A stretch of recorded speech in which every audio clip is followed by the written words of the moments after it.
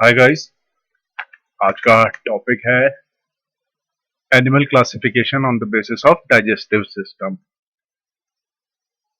जितने भी जानवर हैं, नॉन कॉर्डेट, कॉर्डेट, उनका क्लासिफिकेशन यदि हम डाइजेस्टिव सिस्टम के बेसिस पे करें तो वो कैसे होगा, वो हम आज सीखेंगे। देखिए, डाइजेस्टिव सिस्टम एनिमल किंगडम के अंदर दो तरीके का होता है। पहला इनकम्प्लीट, दूसरा कंप्लीट। दोनों में डिफरेंस क्या होता है ये समझिएगा। अगर ये एक बॉडी है एक एनिमल की, और इसमें एक ही ओपनिंग है जहां से फूड इनटेक करेगा, फूड, और यहीं इसी ओपनिंग से वेस्ट मटेरियल को भी बाहर निकालेगा, तो वो इस तरीके का डाइजेस्टिव सिस्टम इनकम्प्लीट कहलाएगा। मतलब एक ओपनिंग माउथ का भी काम करे और एनस का भी काम करे। इस तरीके का जो बॉडी स्ट्रक्चर होता है या डाइजेस्टिव सिस्टम होता है, उसको इनकम्प्लीट डाइजेस्टिव सिस्टम बोलते हैं। कंप्लीट नहीं हुआ है। जिस बॉडी में दो ओपनिंग होती हैं, एक ओपनिंग माउथ की तरह काम करे और दूसरी ओपनिंग एनस की तरह काम करे, वो digestive system complete digestive system कहलाता है। अब सीलेंट्रेट्स, टीनोफोर और प्लेटीहेल्मिन्थेस, ये जो तीन होते हैं ये इनकम्प्लीट होते हैं, इनकम्प्लीट डाइजेस्टिव सिस्टम। और एस्केल्मेंथिस के आगे सभी कंप्लीट डाइजेस्टिव सिस्टम के अंदर आ जाते हैं। मतलब पॉरीफेरा में तो देखिए, पॉरीफेरा एक ऐसा फाइलम है जिसमें कोई डाइजेस्टिव सिस्टम नहीं होता, ना इनकम्प्लीट होता है ना कंप्लीट होता है।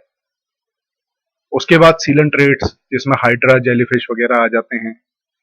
टीनोफोरा, जिसमें कॉम जेलीज जैसे प्लूरो, ब्रैकिया, और प्लेटीहेल्मिन्थेस जिसमें टेपॉम और प्लेनेरिया, इस तरीके के ऑर्गेनिज्म आ जाते हैं। ये जो तीन होते हैं, इनमें इनकम्प्लीट डाइजेस्टिव सिस्टम होता है। इनके अलावा बाकी सब में कंप्लीट डाइजेस्टिव सिस्टम होता है। ये बहुत इंपॉर्टेंट टॉपिक है, क्वेश्चन पूछा जाता है इनकम्प्लीट और कंप्लीट डाइजेस्टिव सिस्टम में। तो इनकम्प्लीट डाइजेस्टिव सिस्टम वो सिस्टम होता है जिसमें बॉडी के अंदर एक ही कैविटी पाई जाती है जो माउथ और एनस दोनों का काम करती है। कंप्लीट डाइजेस्टिव सिस्टम वो होता है जिसमें बॉडी के अंदर दो अलग अलग कैविटीज पाई जाती हैं, ओपनिंग्स पाई जाती हैं। एक ओपनिंग माउथ की तरह एक्ट करती है, दूसरी एनस की तरह। अब इसमें जो नेक्स्ट टॉपिक हम सीखेंगे वो सीखेंगे प्रोटोस्टोम और ड्यूटेरोस्टोम क्या होता है। देखिए, अब ये कंप्लीट के अंदर की बात कर रहे हैं। कंप्लीट डाइजेस्टिव सिस्टम फिर फर्दर दो तरीके का होता है। पहला प्रोटोस्टोम और दूसरा ड्यूटेरोस्टोम। प्रोटोस्टोम और ड्यूटेरोस्टोम में अंतर यह है, प्रोटो मतलब पहले, स्टोमा मतलब माउथ। जिस अब ये बॉडी जिसमें माउथ और एनस दोनों प्रेजेंट हैं, जब इसका डेवलपमेंट हुआ था तो डेवलपमेंट एम्ब्रियोनिक फेज में, डेवलपमेंट फेज में माउथ पहले बना था या एनस पहले बना था, उसके बेसिस पे फर्दर क्लासिफिकेशन होता है। तो प्रोटोस्टोम वो ऑर्गेनिज्म होते हैं जिसमें माउथ पहले बना था, एनस बाद में।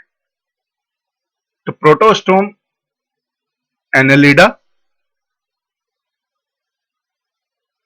आर्थ्रोपोडा,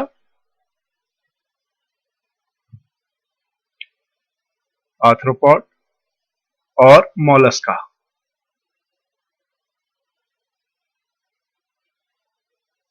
ये तीन कैटेगरी ऐसी हैं जो प्रोटोस्टोम होती हैं। याद करने के लिए आप एक शब्द याद रखिएगा, आम। एनेलिडा, आर्थ्रोपोडा और मोलस्का, ये इनमें माउथ पहले बनता है, एनस बाद में। और ड्यूटेरोस्टोम, इकाइनोडर्मेटा और कॉर्डेटा। इकाइनोडर्मेटा और कॉर्डेटा, ये दो ड्यूटेरोस्टोम होते हैं, कहने वाली बात यह है कि इनमें पहले एनस बनता है और उसके बाद माउथ बनता है। तो कंप्लीट डाइजेस्टिव सिस्टम दो तरीके का होता है, प्रोटोस्टोम, और कंप्लीट डाइजेस्टिव सिस्टम के बेसिस पे फर्दर एनिमल क्लासिफाई होते हैं दो तरीके से, या तो वो प्रोटोस्टोम होंगे या ड्यूटेरोस्टोम होंगे। प्रोटोस्टोम वो ऑर्गेनिज्म होंगे जिनमें माउथ पहले बनेगा, प्रोटो मतलब पहले, प्रोटो प्रोटो मतलब पहले, स्टोमा मतलब माउथ। तो एनेलिडा, आर्थ्रोपोडा, मोलस्का, आपको शब्द याद रखना है नीट के पॉइंट ऑफ व्यू से। आम इनकम्प्लीट डाइजेस्टिव सिस्टम की जहां तक हम बात करें, आपको जो याद रखना है वो याद रखना है CCP, टिनोफोरा, सिलेंट्रेटा और प्लेटीहेलमिन्थेस, इनमें इनकम्प्लीट डाइजेस्टिव सिस्टम होता है। इसके अलावा बाकी सारे कंप्लीट डाइजेस्टिव सिस्टम के अंदर आते हैं। तो ये बहुत इंपॉर्टेंट लेक्चर था। अब हम जो नेक्स्ट चीज सीखेंगे वो सीखेंगे एक्स्ट्रा सेलुलर डाइजेशन और इंट्रा सेल्यूलर डाइजेशन, लेकिन उससे पहले हम ये सब इरेज कर देते हैं।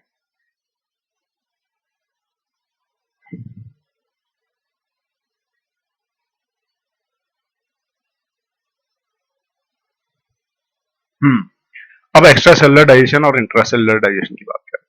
ये एक सेल है और ये एक फूड पार्टिकल है। तो सेल फूड पार्टिकल जब खाता है तो इस तरीके से खाता है। फॉर एग्जांपल अमीबा की बात करें तो वो इस तरीके से सूडोपोडिया बनाता है और उसके अंदर फूड पार्टिकल ले लेता है, और ये फूड पार्टिकल फिर सेल के अंदर पहुंच जाता है और फिर फर्दर इस फूड पार्टिकल का डाइजेशन हो जाता है। तो सेल के अंदर जब भी डाइजेशन होगा उसको इंट्रासेल्यूलर डाइजेशन बोलेंगे। सेल जब फूड को अपनी बॉडी के अंदर लेगा। दूसरी कैटेगरी में क्या होता है, दूसरी कैटेगरी में जिसको एक्स्ट्रा सेलुलर बोलते हैं, ये एक सेल है और यहां पर एक फूड है। तो सेल क्या करेगा, अपनी बॉडी से डाइजेस्टिव एंजाइम को रिलीज करेगा जो इस फूड को सेल के बाहर डाइजेस्ट करेंगे, एक्स्ट्रा सेल्यूलर।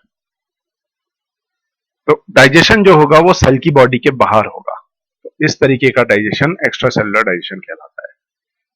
अब इसमें देखिए कंफ्यूजन कहां पर होता है, कंफ्यूजन यहां पर होता है कि जब पूछा जाता है कि ह्यूमंस में एक्स्ट्रा सेलुलर डाइजेशन होता है या इंट्रा सेलुलर डाइजेशन होता है। तो देखिए ह्यूमन की अगर डाइजेशन की बात करें तो वो आंतों में होता है, इंटेस्टाइन में। इंटेस्टाइन का अगर स्ट्रक्चर देखें तो ये पाइप की तरह होता है, इस तरीके का। ये सारे सेल्स की लेयर है, ये सब सेल्स हैं, और ये इसका ल्यूमेन है जिसके अंदर डाइजेशन होता है। पाइप की जो कैविटी होती है उसको ल्यूमेन बोलते हैं, तो इंटेस्टाइन का भी ये ल्यूमेन है।